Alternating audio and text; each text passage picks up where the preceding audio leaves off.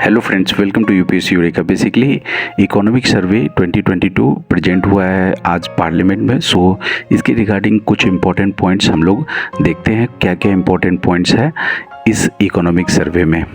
So important points इस प्रकार है कि government sees the Indian economy growing at 8 to 8.5% in the physical year 2022 to 2023। So ये physical year 2022 और 2023 के लिए एक गवर्नमेंट का प्रोजेक्शन है, गवर्नमेंट का प्रेडिक्शन है कि economy will grow at 8 to 8.5%। And next point is that the GDP growth rate for the ongoing financial year 2021 to 2022 is estimated at 9.2%। और जो GDP ग्रोथ है अभी जो ऑनगोइंग फिनेंशियल ईयर है 2021 टू 2022 जो कि इंड होगा अप्रैल में, तो इसका एस्टिमेशन है कि 9.2% GDP ग्रोथ रेट रहने की संभावना है। नेक्स्ट वन है कि as per this survey India's economic response to devastation caused by pandemic has been supply side reforms rather than demand management. So इस इकोनॉमिक सर्वे के अनुसार ये बताया गया इकोनॉमिक सर्वे में कि इंडिया का जो इकोनॉमिक रिस्पॉन्स रहा है जो कि पैंडेमिक के कारण, कोविड-19 के कारण जो बर्बादी हुई है अर्थव्यवस्था में, वो सप्लाई साइड रिफॉर्म्स को लेकर के रहा है, ना कि डिमांड मैनेजमेंट को लेकर के। इसका ये मतलब हुआ कि गवर्नमेंट का जो रिस्पॉन्स रहा है कोरोना वायरस को लेकर के, जो हमारी अर्थव्यवस्था चौपट हो गई, तो उसको सुधारने के लिए जो गवर्नमेंट का रिस्पॉन्स रहा है वो सप्लाई साइड रिफॉर्म्स को लेकर के रहा है।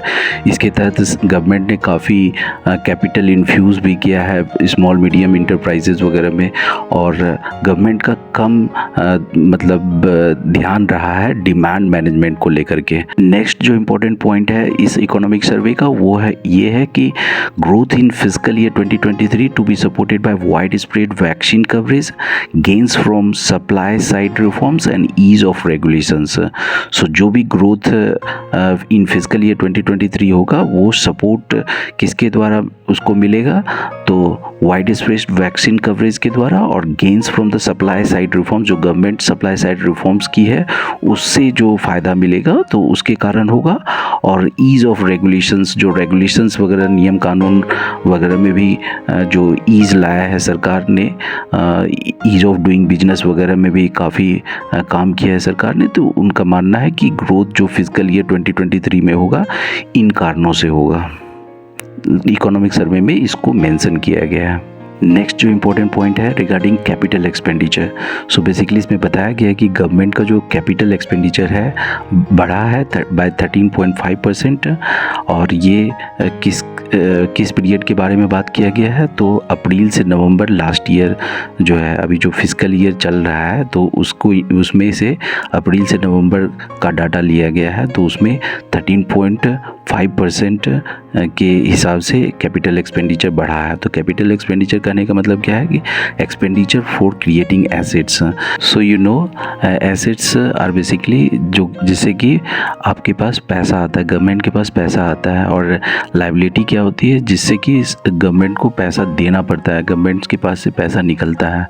नेक्स्ट जो इम्पोर्टेंट पॉइंट है वो है regarding gross fixed capital formation के रिगार्डिंग। ये भी एक्सपेक्ट किया जा रहा है इस इकोनॉमिक सर्वे में कि इसका भी इंक्रीज होगा 15% के साथ, और ये भी माना जा रहा है कि जो प्री पैंडेमिक लेवल था उसको वो अचीव कर लेगा। तो ये ग्रॉस फिक्स्ड कैपिटल फॉर्मेशन क्या होता है, तो बेसिकली किसी भी इकोनॉमी का अगर हायर कैपिटल फॉर्मेशन होता है जिसको कि ग्रॉस फिक्स्ड कैपिटल फॉर्मेशन बोला जाता है, कि अगर GFCF ज़्यादा होता है तो उस इकोनॉमी का ग्रो करने की संभावना, उसके एग्रीगेट इनकम के ग्रो करने की संभावना ज़्यादा होती है।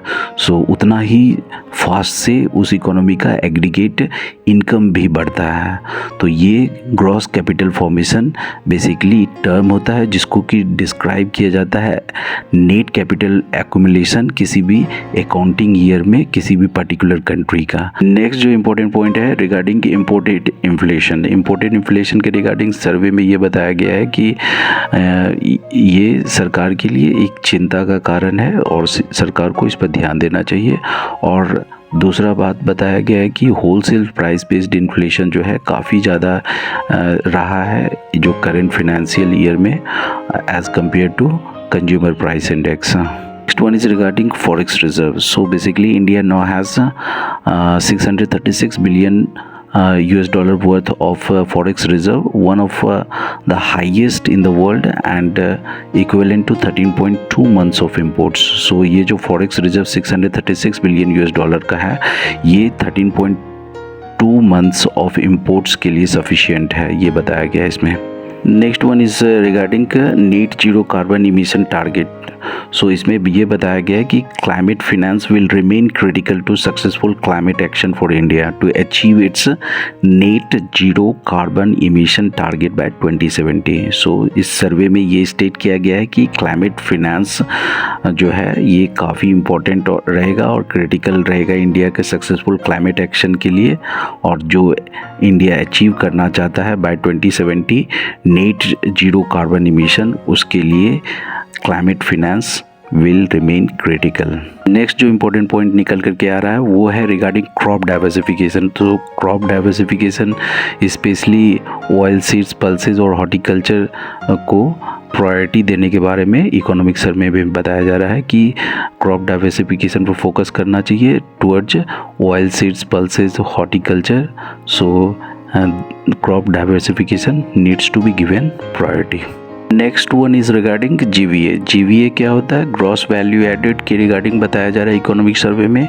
सो GVA बेसिकली इकोनॉमिक प्रोडक्टिविटी बताती है किसी भी कंट्री का.